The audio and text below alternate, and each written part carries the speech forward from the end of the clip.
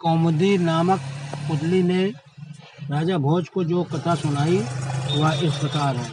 सातवीं पुतली कौमुदी ने जो कथा कही उसका वर्णन इस तरह है। एक दिन राजा विक्रमादित्य अपने शयन कक्ष में सो रहे थे। अचानक उनकी नींद करुण क्रंदन सुनकर टूट गई।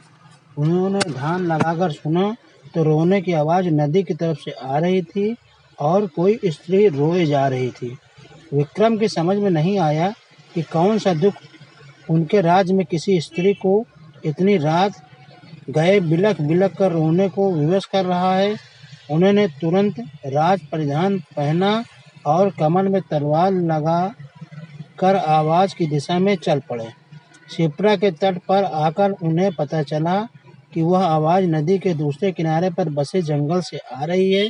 उन्होंने तुरंत नदी में छलांग लगा दी तथा तैरकर दूसरे किनारे पर पहुँचे। फिर चलते चलते उस जगह पहुँचे जहाँ से रोने की आवाज़ आ रही थी। उन्होंने देखा कि झाड़ियों में बैठी एक स्त्री रो रही है। उन्होंने उस स्त्री से रोने का कारण पूछा। स्त्री ने कहा कि वह कई लोगों को अपनी व्यथा सुना चुकी है मगर कोई फायदा नहीं हुआ। राजा ने उसे विश्वास दिलाया कि वे उसकी मदद करने का हर संभव प्रयत्न करेंगे। जब स्त्री ने बताया कि वह एक चोर की पत्नी है और पकड़े जाने पर नगर कोतवाल ने उसे वृक्ष पर उल्टा टंगवा दिया। राजा ने पूछा, क्या वह इस फैसले से खुश नहीं है?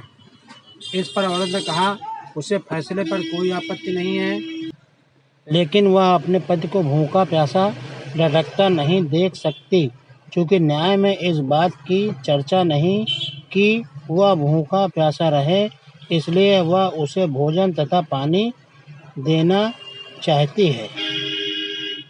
विक्रम ने पूछा कि अब तक उसने ऐसा किया क्यों नहीं? इस पर औरत बोली कि उसका पति इतना ऊंचाई पर टंगा हुआ है कि वह बगैर किसी की सहायता के उस तक नहीं पहुंच सकती और राजा के डर से कोई भी दंडित व्यक्ति की मदद को तैयार नहीं होता। तब विक्रम ने कहा, वह उनके साथ चल सकती है। दरअसल वह औरत पिशाचिनी थी और वह लटकने वाला उसका पति नहीं था। वह उसे राजा के कंधों पर चढ़कर खाना चाहती थी। जब विक्रम उस पेड़ के पास आए तो वह उस व्यक्ति को चट कर गई। तप्त होकर विक्रम को उसने मनचाही चीज़ मांगने को कहा। विक्रम ने कहा वह अन्नपूर्णा प्रदान करे जिससे कि उसकी प्रजा कभी भूखी न रहे। इस पर वह पिशाचिनी बोली कि अन्नपूर्णा देना उसके बस में नहीं है, लेकिन उसकी बहन प्रदान कर सकती है। विक्रम उसके साथ चलकर नदी किनारे आए जहाँ एक झोपड़ी थी। पिशाचिनी की आवाज़ देने पर उसकी बहन बाहर निकली। बहन को उसने राजा का परिचय दिया और कहा कि विक्रमादित्य अन्नपूर्णा के सच्चे अधिकारी हैं, अतः वह उन्हें अन्नपूर्णा प्रदान करे। उसकी बहन ने सहर्ष अन्नपूर्णा उसे दे दिया।